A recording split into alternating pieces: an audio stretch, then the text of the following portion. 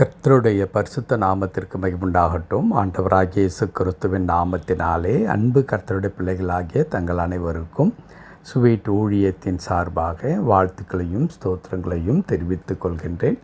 எரேமியா தீர்க்கதரிசியின் புத்தகம் 33ஆம் அதிகாரம் 6வது வசனம். எரேமியா 33ஆம் அதிகாரம் வசனம் 6.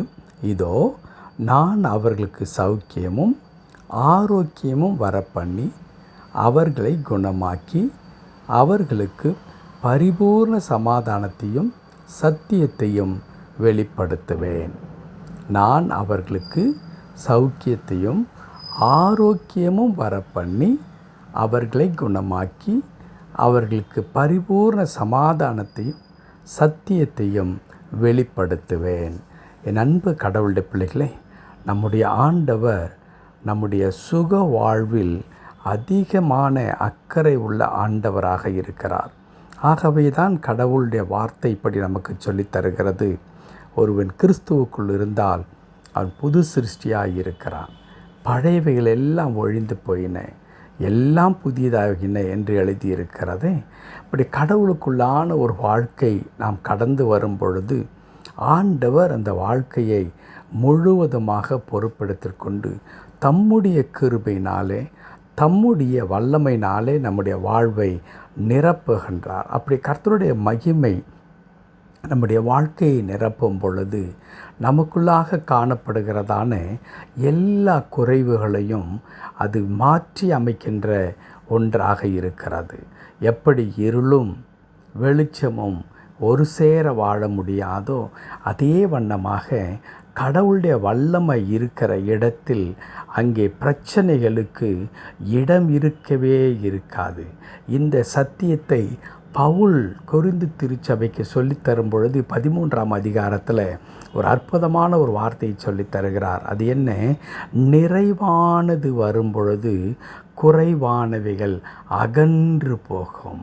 நிறைவானவைகள் வரும்பொழுது, ஒரு இடத்துல நிறைவானவைகள் வந்தால் அங்கே குறைவெல்லாம் அப்புறப்பட்டு போய்விடப்பா. நிறைவானது என்ன? யார் அந்த நிறைவானவர்? அவர் ஆண்டவர் மாத்திரமே. ஆண்டவருக்குள்ளாக எந்த விதமான குறைவுகளும் இல்லை.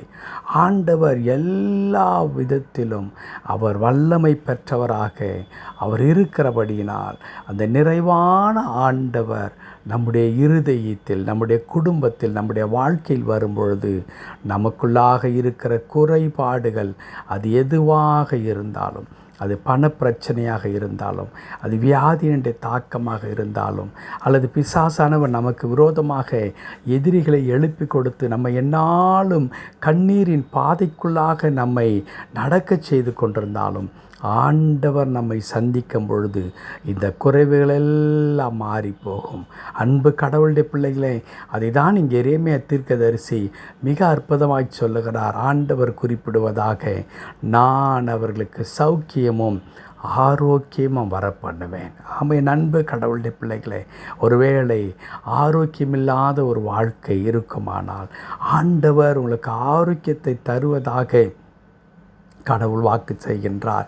இதுவரையிலும் என் வாழ்க்கை ஒரு நிம்மதியாக, ஒரு முழுமையாக, ஆசீர்வாதமாக நான் இருந்ததில்லை என்கிற ஏக்கமுள்ள கடவுளுடைய பிள்ளைகளுக்கு கர்த்தருடைய வார்த்தை சொல்லுகிறது, அவர்களுக்கு நான் சௌக்கியத்தை உண்டாக்கி தருவேன். நமக்கு சௌக்கியத்தையும் ஆரோக்கியத்தையும் வரப்பண்ணி நம்மை குணமாக்கி பூரண சமாதானத்துடன் நம்மை காத்து கொள்ளுகிற ஒரு அற்புதமான ஆண்டவர் நம்மோடு கூட இருக்கின்றார். ஆகவே அன்பு கடவுளுடைய பிள்ளைகளே, கண்ணீர் வடிப்பதும் கவலை கொள்வதும் ஒருவேளை நம்முடைய வேதனையுடைய அடையாளமாக கூட அது இருக்கலாம். ஆனால் அந்த கண்ணீரும் கவலையும் நிரந்தரமானது அல்லவே அல்ல.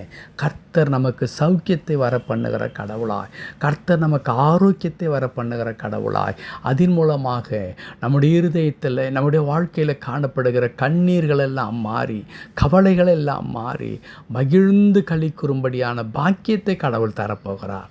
ஆம், இது ஒரு மனிதனிடத்தில் இருந்து வருமானால் அது வருமோ வராதோ என்று நாம் கவலை கொள்ளலாம். ஆனால் வார்த்தையில் உண்மையுள்ள கடவுள் நமக்கு வாக்குத்தத்தம் பண்ணுகிறார், நான் அவர்களுக்கு ஆரோக்கியத்தை வரப்பண்ணி. அன்பு கடவுளுடைய பிள்ளைகளே, அவர் ஆரோக்கியத்தை வர பண்ணுவார், சௌக்கியத்தை கட்டளிடுவார். இந்த நல்ல ஆண்டவரை நோக்கி பார்ப்போம்.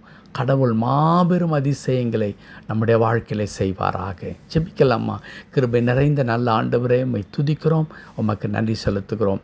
என் ஆண்டவர், எங்கள் வாழ்க்கையில் நீர் சௌக்கியத்தையும் ஆரோக்கியத்தையும் வர பண்ணுகிற கடவுளாக இருக்கிறதற்காய் தோத்திரம். ஆகவே இந்த நேரத்தில் ஒருவேளை நீண்ட நாட்களுடைய வியாதி, ஆண்டவரே, மனதில் இருக்கிறதான கவலை, பாரம் போன்ற அநேக குறைபாடுகளோடு கூட உமது பிள்ளைகள் வாழ்ந்து கொண்டிருப்பார்கள். ஆனால் இந்த காலை நேரத்தில் தம்முடைய பிள்ளைகளை தொட்டு ஆண்டவரே குணமாக்கும்படியாக நாங்கள் செபிக்கின்றோம்.